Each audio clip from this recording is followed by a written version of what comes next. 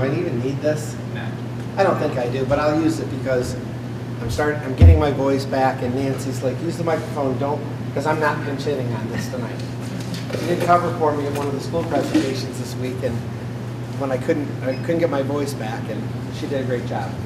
So welcome everyone. Tonight it's going to be very casual. It's going to be an opportunity for me to represent the school district and the Board of Education and kind of tell the story of the 2018 capital project.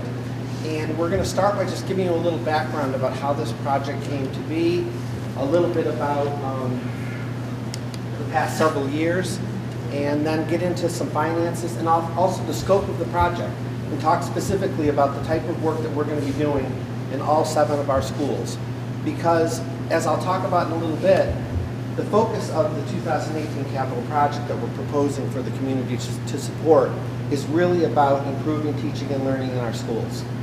We have 7 schools that we're trying to keep safe and positive learning environments for students to learn in, and places where teachers can go and be comfortable and provide great educational experiences for kids. So the first slide is really about the purpose of the capital project, and the first thing that we'll really talk about is the history of how this has evolved. The district has a building condition survey, and by New York State required, Sam, can't hear me? Is that better? Thanks.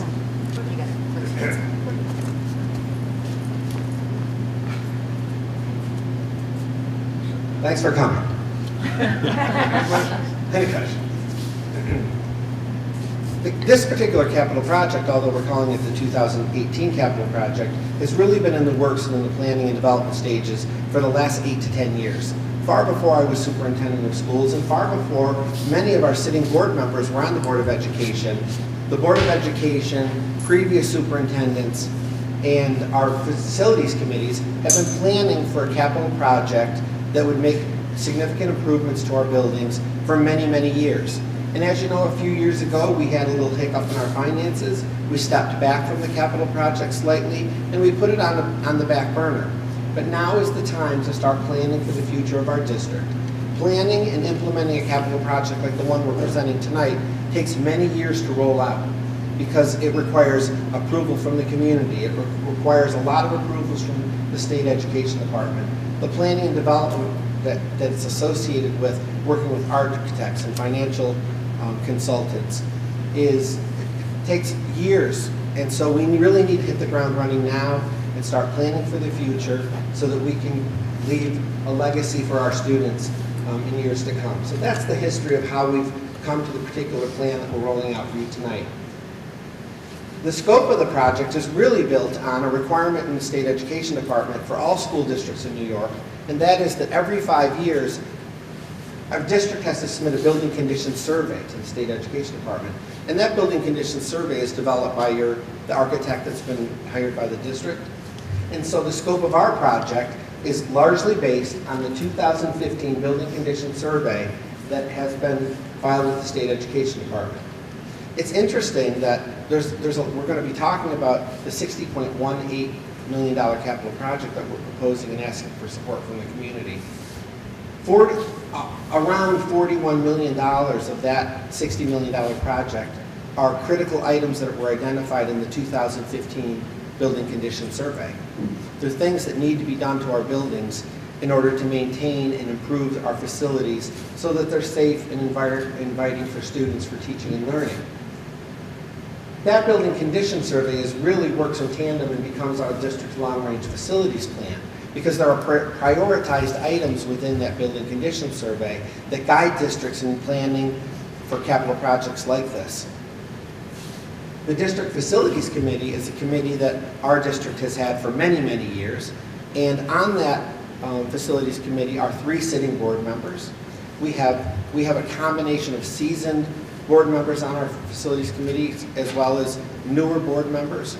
Cabinet level administrators serve on that, and some other ad hoc folks are invited into our Facilities Committee periodically. Our architects attend, the Director of Physical Education and Athletics, our Director of Instructional Technology might attend, our Public Relations folks might come in occasionally and sit in on those planning. And the District Facilities Committee isn't all about capital projects. They really meet multiple times a month, most months, to talk about the conditions in our buildings. They tour our facilities. We talk about improvements that we make to our buildings inside and outside of capital projects. The purpose of doing a capital project is really, as I've mentioned many times, to continue to improve our schools so that we have schools that are competitive to other school districts around us, so that our district is inviting for other people to come into our community to work, live, and send their children to learn. But there's also some other things that we have to do in a capital project like this. New York State mandates certain things that be addressed in the capital project, and two of the things that you'll hear me talk about tonight are the necessity of looking at lead in our water. And our district a few years was proactive in this endeavor, and we saw some requirements coming relative to this. And if you toured around our district buildings, you would see certain labeling on fixtures where water is not to an acceptable rate for consumption, and then some other fixtures are perfectly safe for consumption. So when you do a capital project like this, and these things are identified in your building condition survey, you're required to address things like that as top priority items. Another example of that would be carbon monoxide detectors. We currently have carbon monoxide detectors in our buildings, and they're working on temporary 10-year batteries. And the requirement is when you go into a capital project like this, that you bring those fixtures up to speed and you hardwire CO2 monitors or carbon monoxide fixtures in your buildings that are more permanent. Some other requirements related in a capital project would be things outlined in state ed building energy code requirements, things like type of lighting that you have, automatic shutoffs for fixtures, things like that. And certainly our responsibility to maintain and operate facilities that are owned by our community. So we have a responsibility as a district to maintain and operate community assets. The scope of this the scope of our project, as I mentioned, really focuses on all 7 schools in our district. And I don't have to tell you, we have 5 elementary schools, a middle and a high school. We've had capital projects over the years, and over time there's some regular maintenance that needs to be done on buildings, but there also are opportunities that come for us to go above and beyond and do some things that we think make our district more competitive and more enticing to others to want to come send their children to our schools and live in our community. So this is more than a school district project, this is really an Oswego community project. So the next several slides, I'm going to be highlighting some of the items that are going to be addressed in this proposed capital project, building by building, and then I'm going to show you a few snapshots of the conditions in some of those buildings relative to the work that we're proposing be done. The first school that we're going to talk about tonight is Kingsford Park Elementary. You know that we have 2 schools in Oswego, Kingsford Park and Fitchie Park.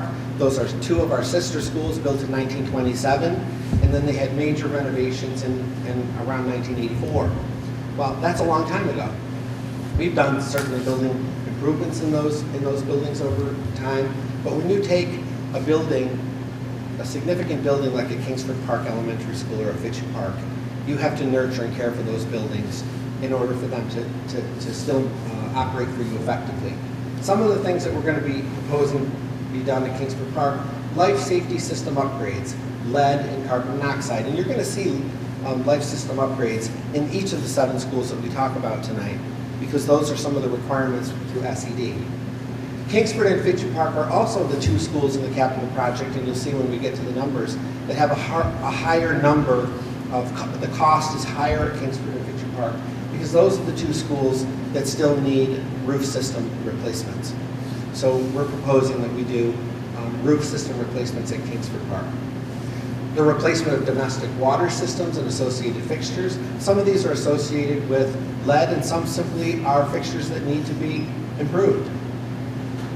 The replacement of interior floor finishes. Masonry restoration and reconstruction due to water damage at Kingsford and Fitchie. As you know, 1927 buildings that are masonry built, they're brick construction. Over time, they start to absorb moisture, and that moisture weeps into those buildings and starts to affect the quality of the interior wall systems. And we'll show you some pictures of that. This is just a snapshot of the exterior of Kingsford Park School. You can see there's some masonry work that needs to be done, and just a glimpse of what the exterior brick finish and facade is at Kingsford Park in Fitchett. This is an example of what I talked about a minute ago. When you have a brick structure that weeps moisture into a plaster construction facility, you start to get these wall conditions on exterior classroom walls, hallways, staircases that look like this. And they become impossible to maintain because you're constantly putting a Band-Aid, on something that really needs stitches. And so you're going to see photos that are similar to this at Kingsford Park and Fitchett Park. Another example, around a window, weeping from the exterior brick, creating a problem in the interior classroom walls. Another example. And this is prevalent throughout Kingsford Park and Fitchett Park School. Not the environment that I would want my third grader to be in classroom looking at each day. Similar needs at Fitchett Park. Life safety system upgrades for lead and carbon monoxide. Again, the replacement of our roof system at Fitchett Park. The same types of interior floor finishes, and the same need for masonry restoration and the reconstruction on interior walls based on the damage that was done by water.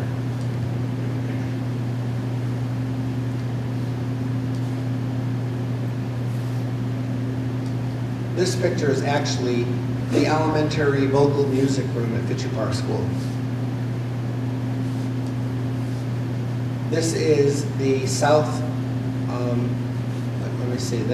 this is the south hallway staircase at Fitchett Park School, leading from the second floor to the third floor.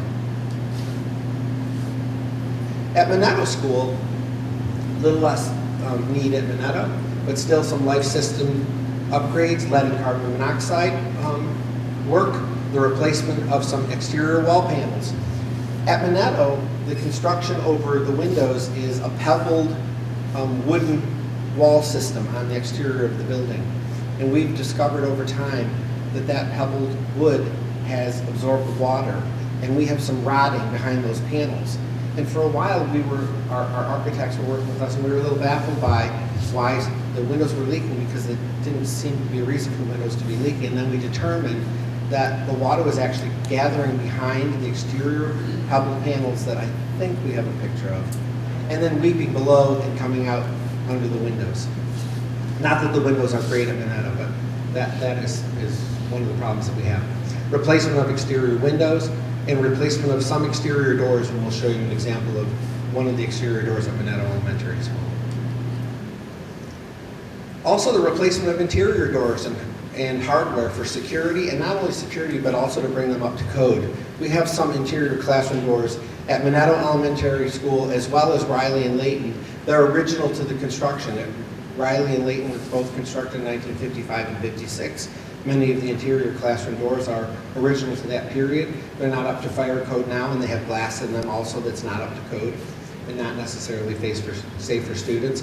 And because of the age of the doors, that creating security hardware retrofitted to those doors is not as easy as one might think.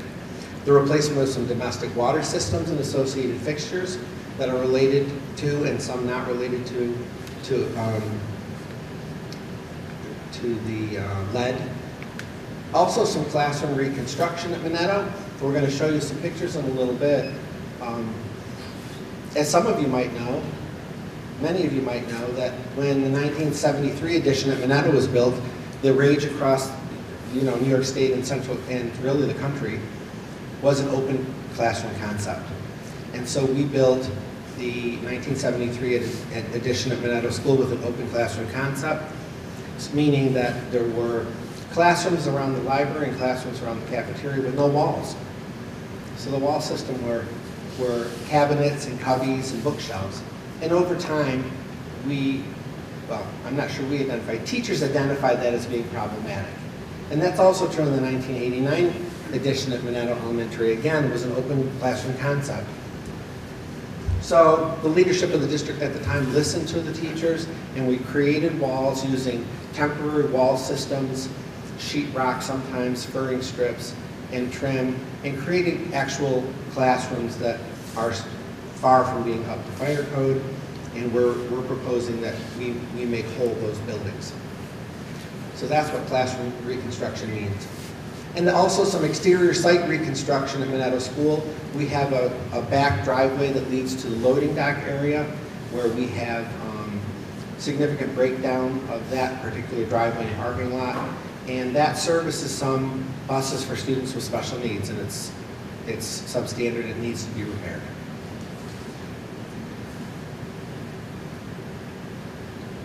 Now some pictures from Minetto. This is actually a photo of the main Granby Minetto Road entrance, which is where students come in. This is our main bus drop off at Minetto School. And these doors are actually rusted across the bottom. This doesn't really do justice to the problem that exists there. You can see that the masonry and concrete is broken down where the sidewalk meets the building. And I can tell you, having been principal at Minetto for 6 years, that we literally shovel that lobby area out on heavy snow days because the snow comes under those doors. So that's an example of an exterior door that needs to be replaced. And there are several of those across the district, and that's one that exists at Minetto. Some breakdown about exterior masonry. You can see that that's the bottom level of the brick exterior at Minetto School, and the masonry below that.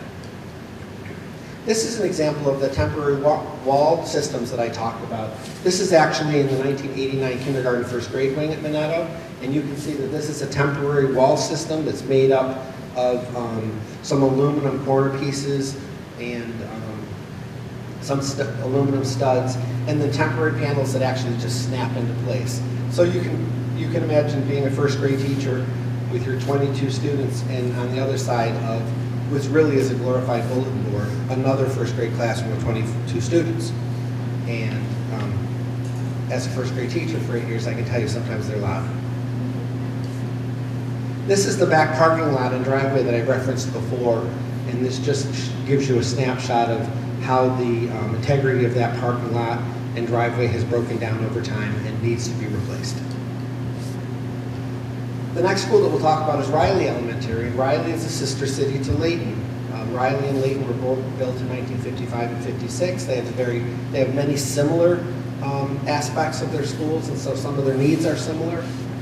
At Riley Elementary, we have the same life safety system upgrades around lead and carbon monoxide. We're proposing replacement of interior classroom wall systems, including cubbies and lockers, and I'll show you a picture in a minute.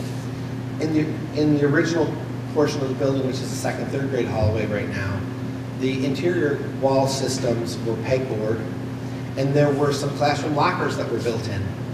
And over time, since 1956, those lockers have rotted and rusted and deteriorated, and those are the spaces that we're asking our 7-year-olds to put their coats and lunches in. And we'll show you a picture of what that looks like. Replacement of interior doors and hardware for safety and security. Again, interior doors including glass that are not up to code, they're not up to fire code, and the glass is also unsafe. The replacement of some domestic water systems and associated fixtures, and also some mechanical upgrades at Riley. This is a picture of an old ceiling system at Riley Elementary in one of those second or third grade classrooms. This is a picture of an actual second grade classroom locker system. This is a snapshot of what a second grade classroom at Riley looked like a few weeks ago. You can see the top of the locker system that's built into the wall, and the rest of that wall system is pegboard on studs. Oswego Middle School. There's a lot of work to be done at Oswego Middle School. Life safety system upgrades, carbon monoxide, the replacement of exterior windows, doors, and hardware. Really important, and we have some real telling photos to share with you in a minute. Mechanical system replacement and upgrades, the replacement of a lot of interior flooring finishes, tile as well as carpet, replacement of interior electrical and some HVAC system upgrades as well.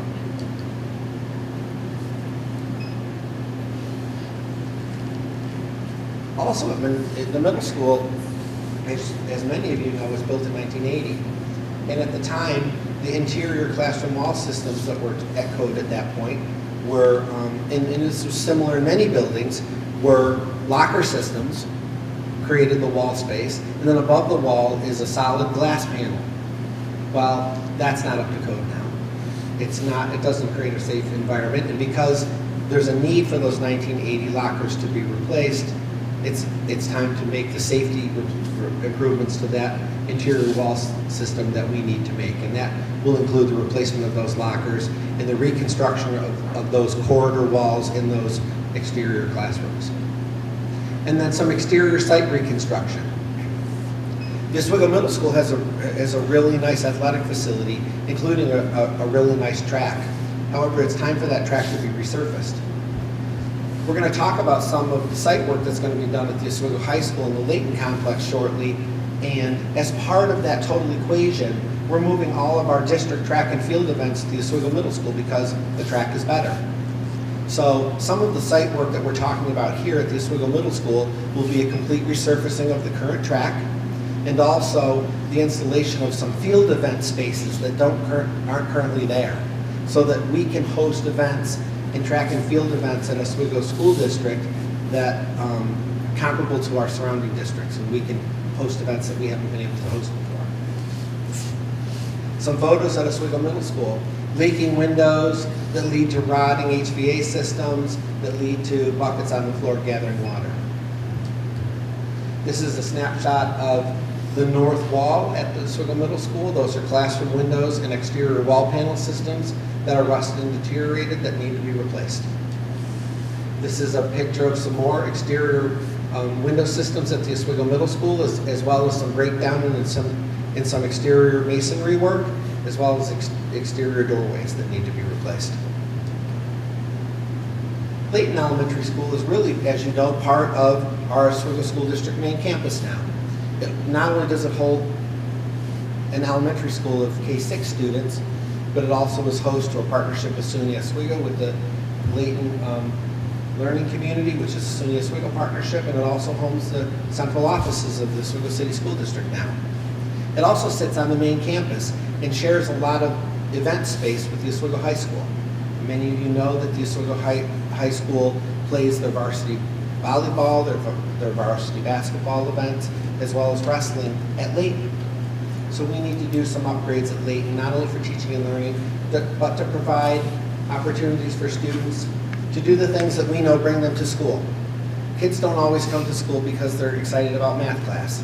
It's because they have some meaningful connection to something else that they do at that school. Maybe it's band, maybe it's wrestling, maybe they're in the musical. So it is important to not only improve the quality of our facilities in terms of our schools, but also to provide opportunities to create a hook, to have our kids be successful and get to the checkered flag. And we're working really hard to improve our graduation rate to 90%. Our August graduation rate is now over 80. We're proud of that, but we have a lot of work to do. And we've been talking to our teachers for the last 2 years about the importance of making meaningful connections for kids.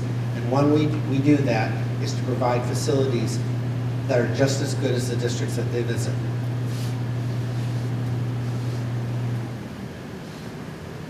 Some of the improvements at Leyton, certainly life safety system upgrades. I guess I don't even really have to say that anymore. It's something that's important for us to do in all of our schools. The replacement of interior floor finishes. You see there's a theme of that across this project. The reconstruction of the East Wing. The East Wing is, when you go into Leyton Elementary School, you're in a cavernous main lobby. And straight ahead used to be the main office, which is now the nurse's office. To the left of that, which is the east wing of the school, there is a rabbit warren of classrooms and small spaces, locker rooms, some athletic facilities that are in serious need of upgrades. We have classroom spaces in there, and I'm going to show you some pictures of that. It is also where we host events for baseball, softball, wrestling. We have spaces back there for visitor lockers that the feedback from visiting teams is, it's okay, we'll change on the bus. because they're substandard. They're not as good as what other districts around us are offering. We have an obligation to create a space where officials that are coming to officiate our sporting events can be, and we just don't have that. Because in 1956, those spaces were cutting edge, and now we need to improve them. Locker rooms for team use. The locker rooms that used to be used in 1956 for varsity football, for a wrestling team, for a visiting basketball team, are now used for storage. We need to replace interior doors and hardware finishes similar to Riley. We need to replace domestic water systems. We have to do some exterior campus-wide reconstruction because, as I said, Leyton is part of our main campus. It shares and does partnership with Oswego High School relative to some other projects and athletic activities. And we're also proposing a lobby renovation at Leyton Elementary School because it really is the welcome center for all athletics in the Oswego City School District. This is a picture of the current lobby at Leyton. This is a picture of the boys' locker room at Leyton Elementary School. It's used for athletics, not used for physical education. That wing is primarily used for athletics, as well as some smaller classroom spaces. And that's a picture of the 1956 lockers. The shower areas are down and to the left. Those are used for storage. This is a math AIS classroom. This is a ceiling system in a math AIS classroom at Leyton Elementary School in that wing that I just described. Another classroom in that space. And just more snapshots of that teaching and learning space at Leyton.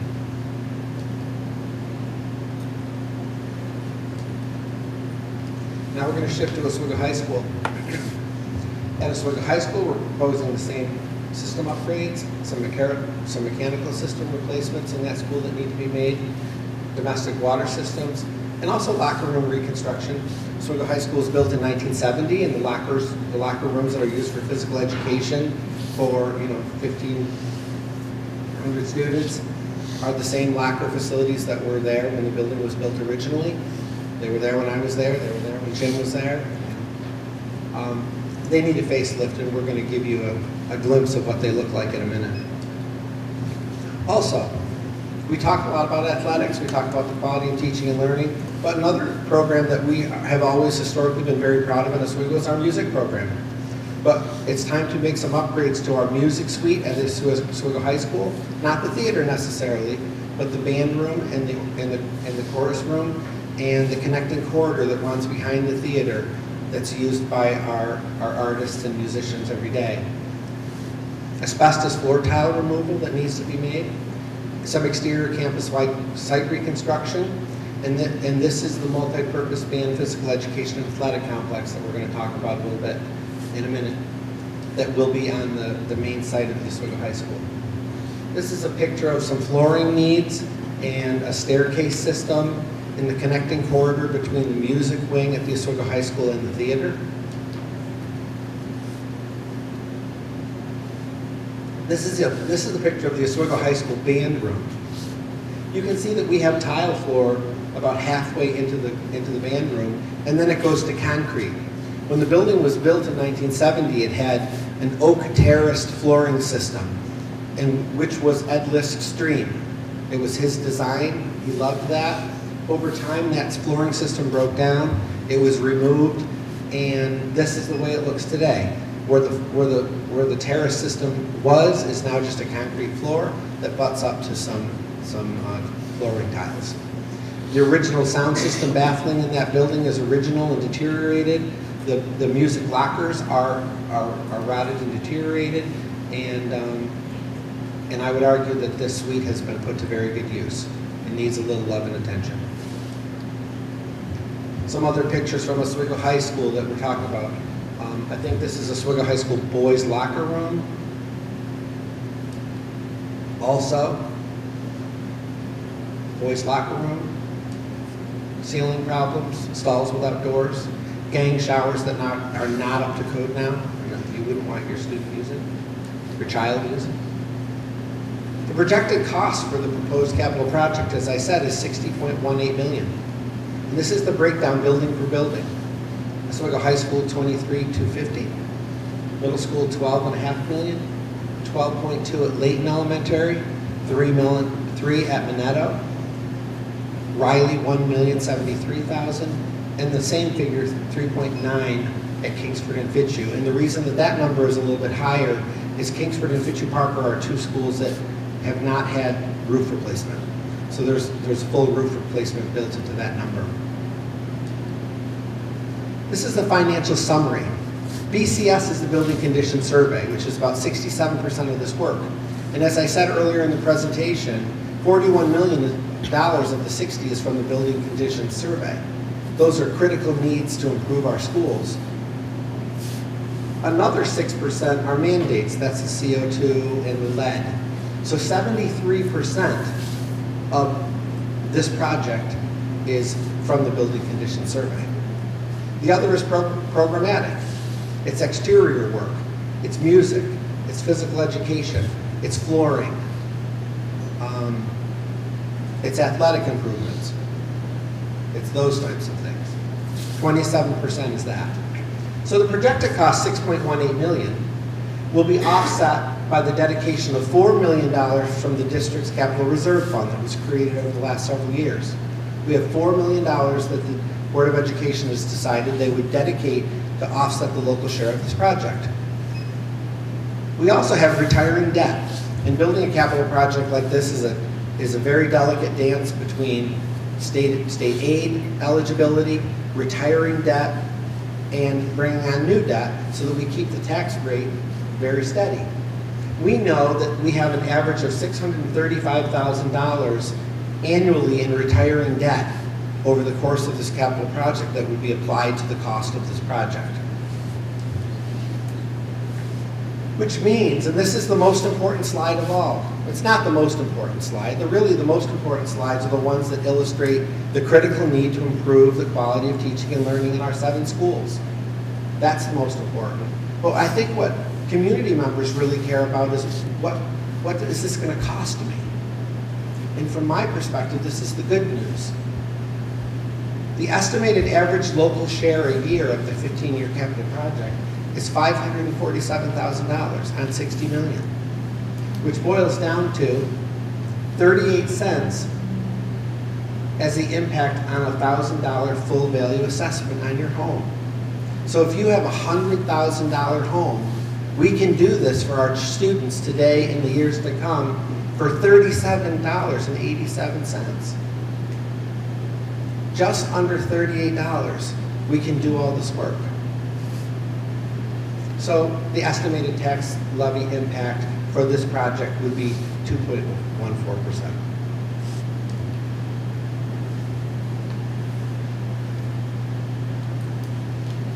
As you know, the board passed some resolutions at our January 4th meeting. They approved the seeker resolution, which says that there's no negative impact on the environment by doing this project. And they also passed the project resolutions required to move forward in order for us to have conversations across our community and gather support, hopefully, for improving our district and bringing us into the next generation of teaching and learning. And that's what tonight is really about. I would ask you now to visit the district website, which Nancy's going to bring up. If you go to our school district website, you can get there a variety of ways, but if you go to Oswego City School District /2018 capital project, it'll bring you to a dedicated area of our website that tells you everything that you need to know, a lot of the things that I've talked to you about tonight about this proposed capital project, as well as a very comprehensive Q&A section for some at different levels of specificity based on whatever your questions might be relative to the financing, or why are we doing this, or what does it mean to me. And we created a trifold brochure that mirrors that Q&A that you can take with you tonight. Do you have the website? Want me to put that down? Can you toggle back and forth, go to it for a minute?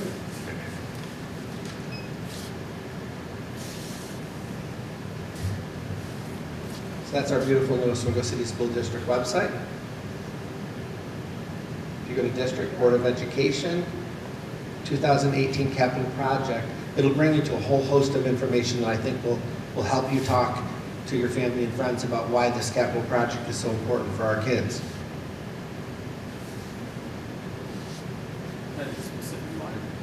Yeah, I think the other thing that I would like to mention, other than the Q&A, is there's actually an opportunity for you to go and log in and ask a live question. Live relative, meaning you can submit a question to me to answer. I'm not sitting by my question waiting for you to answer by my computer, but I will answer your question. So if there's something that's not answered by the Q&A or something that you're not able to be satisfied about tonight, you can submit a question to me, and if I'm not able to answer your question specifically, someone smarter than me will. Back to presentation.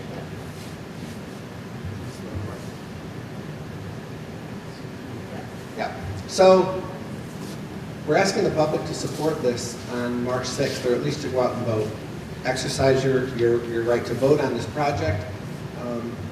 And we're looking for 60% approval rate.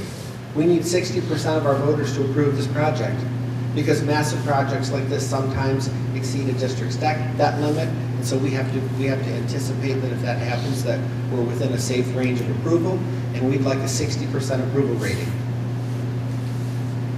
Our polling places are similar to our board budget vote, with one small exception this time.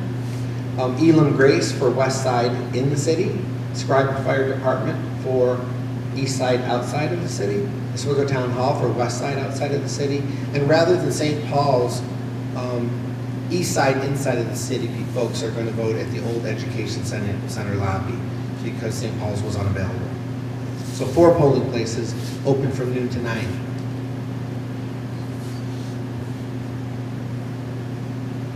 Did you have something else? I have the one at the field. Yes, yes. I want to show the site work that's being proposed around Leyton Elementary School. It's part of the Oswego High School athletic improvements that we're proposing. This is an aerial shot.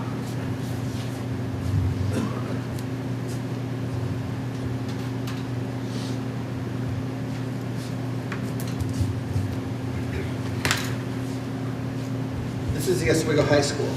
So the space where you're seeing the multi-purpose field is where currently we host softball and soccer. What we're proposing is the new multi-purpose field, which would be used for football, soccer, lacrosse, marching band, and physical education for Oswego High School and Leyton, would be immediately adjacent to the Oswego High School in the space that's currently softball and soccer. We're going to remove the seating around the current Wilbur field. We're going to resurface the track for community use and for physical education. And we're proposing an addition of a new turf baseball field and 1 turf softball field. We're going to reconfigure our tennis courts so that they have a north-south orientation, which is desirable. We're going to resurface basketball. We're going to create additional parking for the new education center entrance, so there's additional parking and it's more inviting to the community as the hub of our district. Part of the site work for Oswego High School is the replacement of our sinking Liberty Street parking lot, a complete redo of Buccaneer Boulevard, and some additional bus and visitor parking around the multi-purpose field. One of the questions that someone's going to ask, and if they don't, I'm going to just tell you, what about the flooding at the corner of Utica Street and Hillside Ave? Well, we thought of that. The proposed multi-purpose field will be elevated 3 feet from the current elevation, and a complex baffle system, a bladder system, if you will be installed under this artificial turf field to collect rain and runoff water, and then more evenly distribute it into our rainwater distribution over a longer period of time.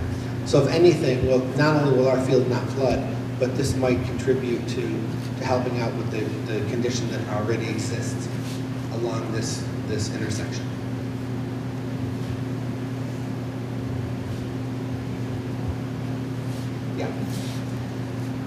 There are a lot of other community assets related to this, and that's why, you know, originally this capital project, this project on the main campus was referred to as the Marching Buccaneer Community Athletic Complex. Because we have walking paths, this is going to be a community walking track. This entire complex is open to the community. Really, all our facilities are. The Oswego Middle School field and track gets used regularly by visitors for walking and exercising, and it's our vision to have that be true also. By having students playing on this practice field. The other thing I wanted to point out is you see overlaid on the top, on the north end of the baseball field, is a full-size practice field for the Marching Buccaneers. Questions? And if I can't ask you, maybe somebody from the facilities committee can. I'll do my best. Question? Yeah, I'm not for any of this. I don't want to be negative about it, but I'm just not. But as far as the baseball field goes, I know baseball pretty good because my son played a lot, and the field's too short for one thing. I can hit a ball over center field fence there, and I just don't understand why if you're doing anything, you wouldn't fix that. And all the rest of it, I'm against. You know, I'm not for after curve, I'm not for putting a new football field in. I don't think a lot of people are, to be honest with you. I appreciate hearing your feedback. I think if you're do a baseball, you have middle school there, like the field up there. There are the baseball fields and stuff up there. Why go over a track people are just gonna walk on? Why resurface that? How much is that gonna cost? Well, let's talk about baseball first. All right. We've spent a lot of time meeting with constituency groups, and that includes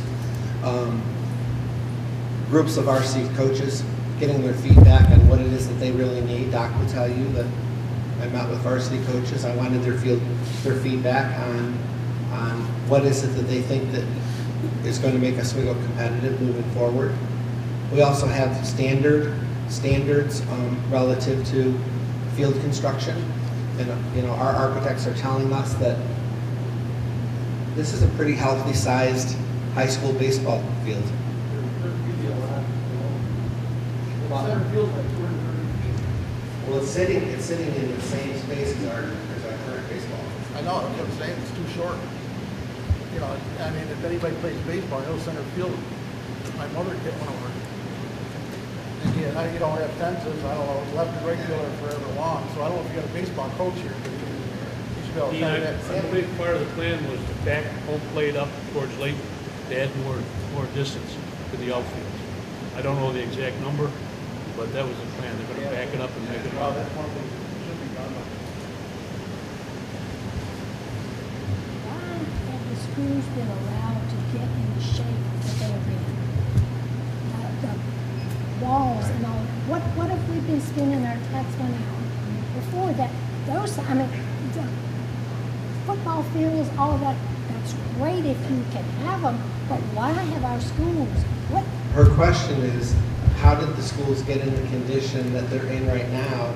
That's Where have shameful. we been spending our money? Yes, All I can really tell you is that there have been capital projects across the history of our school district. There was a large capital project in 2010 where we put single points of entry in all of our elementary schools. We spent a lot of time focusing on safety at that juncture, and we created main entrances in all of our schools, except for the high school, which is except for coming. the glass doors going into the meadow. Why is this, the football fields and all of that, why has that been more important than fixing the walls where the small children, the dampness, why? Well, I don't think it has been more important. And I think that the scope of my presentation tonight, as well as the priorities that are listed in what we're asking the community to support, puts an emphasis on the 7 schools first.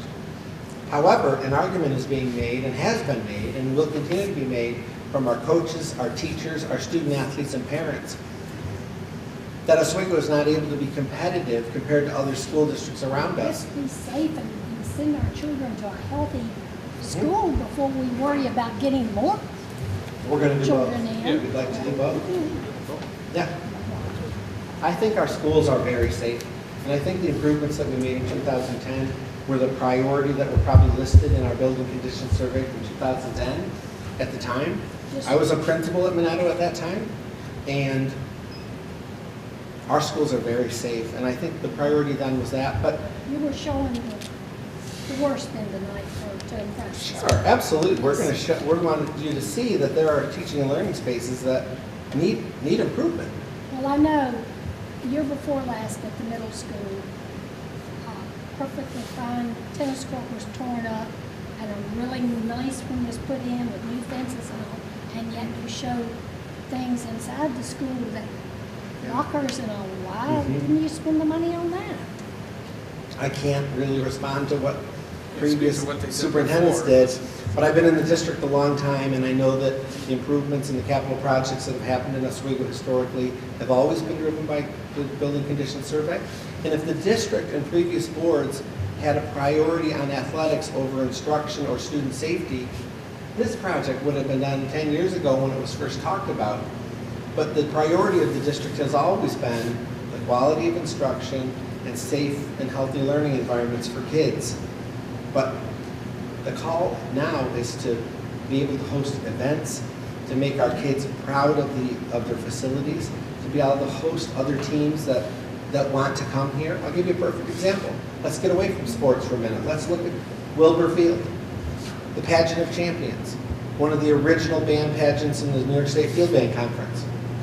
Arguably, the marching bands are the pride of Oswego. In fact, that's what they're tagged. In their first Pageant of Champions, we had between 12 and 16 competing bands. This year, 4. Because bands want to compete on artificial turf, because that's what they're going to march on in the dome. So which is a major revenue generator for the Band Parents Association. Bands want to compete on turf. Kids want to play on turf. Mexico has turf. Phoenix has turf. Central Square has turf. Fulton has turf. We want it for our kids. Put turf on the football field. That's what we'd like to do. On the old football field. Next question. I'm a baby boomer, and we had 40 kids in my 6th grade class at Riley. And I lived here when the new plants were being built. Yep. And our numbers were very high for enrollment. I would like to know in your presentation what the numbers were 10 years ago and what they're projected to be 5 years from now. Because I don't see the industry that supports the enrollment for all these elementary schools. You've been quoted as saying, I know that you're not interested in closing one, but ideally, if your enrollment doesn't support it, and I know it's very emotional, I think the money needs to put into schools that will have full enrollment. Right. You make a good point, and I've talked a lot to the board. In fact, 2 years ago when I became superintendent, one of the things I was proposing was closing an elementary school. But instead, the board and district leadership decided that instead we would move out of the education center that had far outlived its usefulness, and we would repurpose Leyton Elementary School in a variety of ways. And I talked about them earlier. The Leyton Learning Community, building a partnership between pre-service teachers and the School of Teaching at SUNY Oswego. We moved all of central offices out of a 4-story riverfront building into one hallway at Leyton Elementary School. I think it's a better idea to repurpose our schools, continue to generate building aid on all 5 elementary schools. And I hear what you're saying about 30 students in a classroom. I'm sorry that they used to do that. Probably 25 or 30 even when I was at Minetto Elementary School as a student. But research is telling us that class sizes should be small. We do the best we can to maintain average class sizes that are the best for teaching and learning. Teachers will tell you that it's better for teaching and learning. And as a parent, whether research supports it or not, I would rather have my 7-year-old in a class of 20 than 30, and you probably would want that for your student. I'd still like to see those past numbers and the projections. I think that gives a baseline. And what would have happened to those numbers if the Fitzpatrick plant had closed, or if one of the other 2 aging plants closes within the next 5 years? These projects aren't supposed to be completed until 2033. My interest is promoting Oswego. I'm interested in the solvency of our city, the vibrancy that started in our school district several years ago and across Oswego City and the county. I'm interested in a positive outlook about the future of our district. And I want to see our buildings and our facilities and our student opportunities to be competitive. That's what I want. I'm a product of Oswego. You are. And I want the best educational opportunities, facilities, class size that I can for my children and grandchildren. I hear what you're saying. The argument can be made on both sides. Certainly our enrollment is smaller. But my hope is that Oswego continues to grow and be vibrant. And right now, there's a need for 5 elementary schools in Oswego. Leyton Elementary School, which is a multi-purpose facility now, is our smallest elementary school with 2 sections of every grade level, kindergarten through 6th. It will never get larger because we brought in other creative programs as well as central office. But Leyton has a history and a tradition. And it is emotional, but that's not why we're keeping Leyton open. We're keeping it open because it's on the hub of our main campus. We have teachers and families that love Leyton. There's great teaching and learning going on there, and it's generating some building aid. I have 3 separate questions. You mentioned that you're going to do something else at the middle school as far as athletic fields are concerned, other than the track. What else are you anticipating doing up there? Field event space. Just Because when you have a, track and field event? yeah, for track and field. You're not going to put a baseball or soccer or football field? It's not part of the formal scope at the middle school. What we're doing at the middle school is bringing up the current track up to speed so that can be the hub for our 7 through 12 track and field. So that soccer and football are going to be on the new multi-purpose field? And lacrosse and marching and PE. I thought, what did you say about marching band on the baseball field? There's a practice field also, another big practice field that's overlaid the baseball. Yep. My second question is, what is your priority of the project going to be? What are you going to do first? If this passes. The project is in phases. That's a good question. Maybe Greg, can you talk about first phase phase- 1? Phase 1 is the high school. There's a little bit of Leyton in the middle school. Yeah, I'm sorry. Craig is the principal architect working with the district from our architectural firm King & King. Craig, you want this? Sure. I'll see you guys.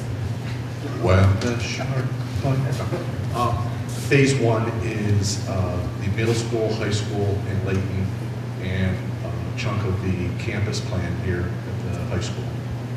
Phase 2 is the elementaries, Riley, Fitz, Kingsford, and Minetta. So those 2 are the main phases.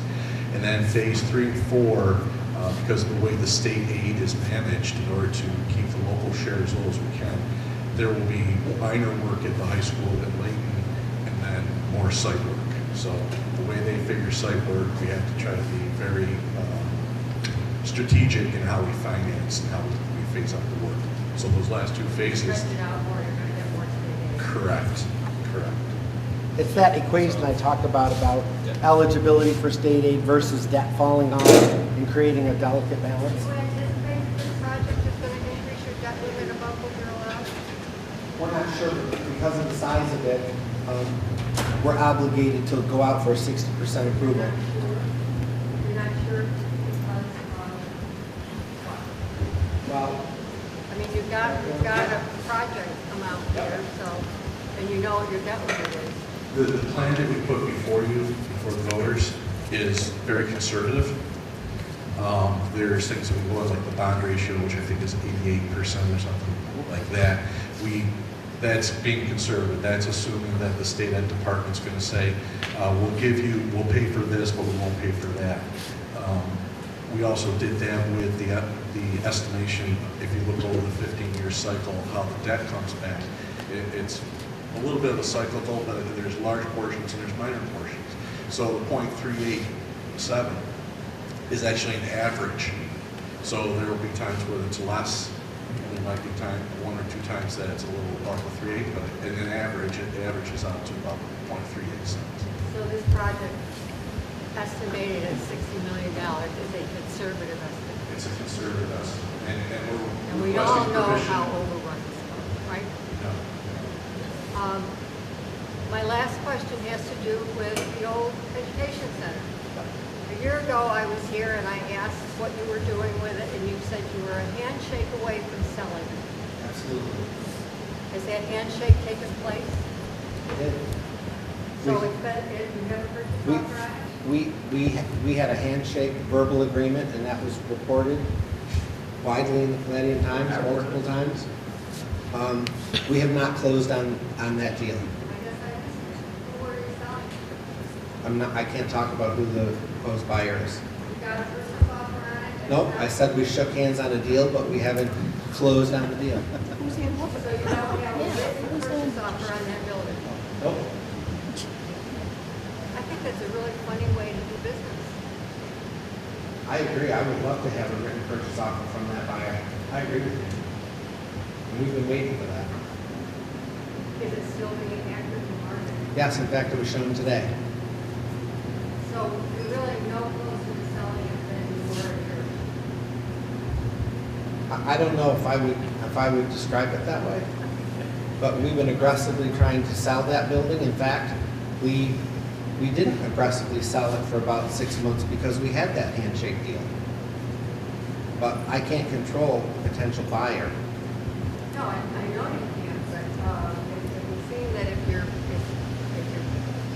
saying that. We believe that the building was sold. But now you I think don't it's safe believe. to say that we believe that the building was You sold. believe it is, or We you believed that it was sold. Do you believe it is now? I'm less confident, which is why we showed it again today. I wish I could be more specific, but you certainly appreciate the delicacy of a real estate transaction on a property like I that. certainly do, and that's why I would never say that it was sold unless I had. I didn't say it was sold.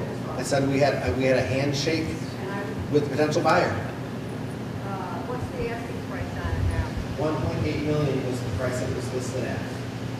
Is that still what you're asking? I would love to get 1.8 million dollars for it. Yes.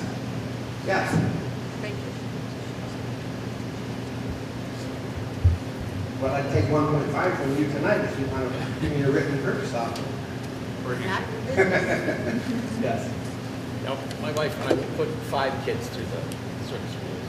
Yeah. Always supported the schools. They got a good quality education. We felt they went to good colleges. Geneseo, Binghamton, Cornell, they went all over. Never complained about the quality of education. They all played sports. My last daughter graduated in 13. She was salutatorian, captain of 3 varsity sports, including softball, hockey, and tennis. We met with her over the weekend, and I asked her about softball. And she played softball when she was a little kid and played in middle school, played 4 years of varsity in high school, was a captain her senior year. There was never one complaint about the field. None of the girls ever complained about the field. The girls that came to play never complained about the field. Why would we bother building a new softball field? Why would we bother building a new football field? Last year on senior night, they couldn't field the team. They didn't have enough players. And we're going to put millions of dollars into moving the field across the street. I'm okay with the capital improvements to the building. It seems like a pretty high price tag. Instead of taking a picture of that leaky faucet and the mess on the floor, I would have fixed the faucet. Right. I wouldn't have taken a picture of it. But I'm okay with the 41 million for the capital improvements of the building. That to me looks like a waste of money. And having put 4 kids through college, I don't waste my money. And I appreciate your opinion, and that's why you were invited here tonight to listen and to share your opinion. There are many people that we believe disagree with you, obviously. And people will have an opportunity to vote, and I appreciate what you're saying, but I think that if your daughter had an opportunity, if she was a high school student today, she would probably stand before you and say, I would love to play on turf softball. If my daughter was a high school student today, and all 5 of them, they were in high school, if they got what they wanted, they would have been driving Beamer convertibles to school. But they didn't give them what they wanted. I gave them what they needed, not what they wanted. Okay? And this, to me, the building, the capital improvements of the building, maybe it's a need. That looks like a want, a very costly want. In an era when we're trying to cut taxes, New York State, the highest tax in the country, and we're, 2% for this capital improvement. What's the percentage rate for the next budget for the next year? Another little bit, another little bit. That's like that old joke, how do you eat an elephant? One bite at a time. That looks like what we're doing here. I know 2%'s not a lot, but it's forever. It's forever. And I would have, if I was in charge of this place, I would have had a capital improvement plan for the buildings and a separate item for this athletic thing. The building would have passed, that thing would have failed. Because we're building a football team that's probably not going to exist. Football field for a team that's not going to exist. And a softball field that's replacing an existing one that's okay. And this guy said the center field on that, the dimension of the softball field is 200 feet from home plate to the fence. So that's about 200 feet from second base to the fence. You're right, that center field fence is about 300 feet. They're going to be going over the fence all, that doesn't look very good to me either. Can I say something? I got some good history in this because I was on the capital fund, the last one, 2008, 9, 10, whatever it was. And, I see what you're doing. They wanted to present the AstroTurf back then. We voted down because you don't tell the people that. First of all, they said it was, 500,000 a million. Then it's more than that. And then you got to tell people that you got to replace it. It lasts 10, 11, 12 years and it's gone. And that's another $2 or $3 million. You never say, people, the city does the same thing. You build something and you can't maintain it because you don't have the money to maintain it. Now let me say one other thing. Knowing what went on in the last capital funding, the taxpayers got a screw on because you didn't do what you were supposed to do. If you want, were you on the board then, Sammy? What year was it? 2009, 2010. I know, they had, you started out with 80 million, you got it down to $50 million and it was passed.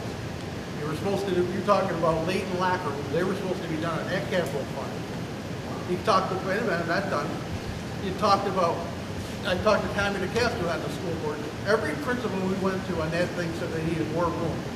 The only thing I was for was the science edition. You were supposed to have 8 classrooms, 2 stories, and the science wing you did 1 story. I think there's 4 classrooms, but never been through it since you've done it. The locker rooms here were supposed to be done over. That was part of the deal they had gotten paid for on that first capital. What else we got? The lobby at Leyton was supposed to be done. That was all put in for security at Leyton and to redo the lobby. Now that's these architects, tell you this, I don't want to hurt this guy's feelings, but they have big plans, they get a percentage of the money you spend, and if you're going to spend it, great, but do what you're supposed to do. And you didn't do the last time. There's other stuff I got here. I don't know, they talked about, at that time, about pointing up the buildings and doing that. They didn't need it. Leyton School, you could put a bucket of cement in that whole building. That was that. I don't know about now, but I walked them all. So if you're going to spend the money, I hope you have a clerk of the works to make sure you do what you say you're going to do. You definitely didn't do it the last time. Tommy, a lot of the things that you're talking about, they were pulled out of that last capital project. Because that's part of the answer to that young lady's question there, why the buildings got to where they are. Because before they went out for that capital project, there wasn't enough, we didn't have, in the bucket of money, there wasn't enough money to pull everything, to do everything. So they pulled a lot of that stuff out, and that's why we're doing it now. It was a $50 million project. It was $50 million bucks, so you spent $50 million on what you got? Think about what work you did, you replaced boilers, you replaced hot water heaters. Yeah, but that was all You included. replaced roofs, you spent a lot of money. Absolutely, but that was And all you would have spent a lot included. more if you'd have done the things you're talking about. Yeah, but it was, everything on that $50 million was included, new boilers, air conditioning in schools you don't even use in the summertime. That was all included. That's when it was designed, but by the time it went out to bid, Greg, you can jump in here, I think you can speak to this better than I can, even though you weren't the That architect. wasn't our project at the time, I recall that, from what was designed, what was the original intent of that work. Some of that was cut because in order to maintain that budget concerns that we wanted to keep under the authorization, so we didn't have to ask, at least the district at the time didn't have to ask for additional funding for it. But you bought you allowed a lot of additions, you've got the addition here, the cafeteria, the rebuild. So there's a lot of work that was bought with that value of money. That stuff was all put in, but it was all put in for, they were saying when we did that originally, they said it's estimated high, it probably could be less than it.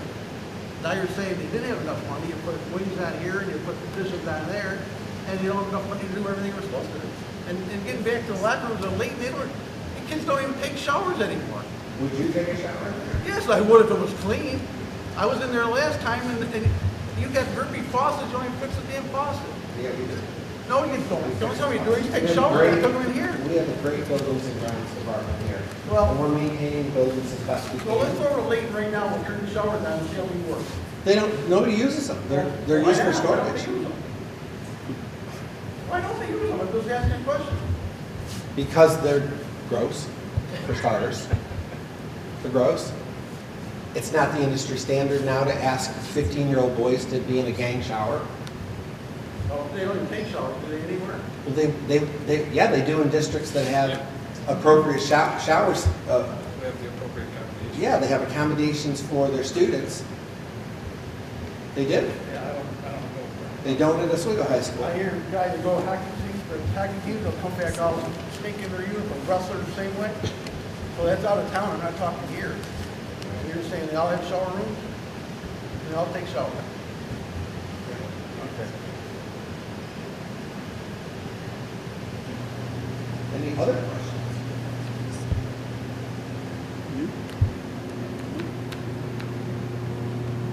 Thank you. It was fun.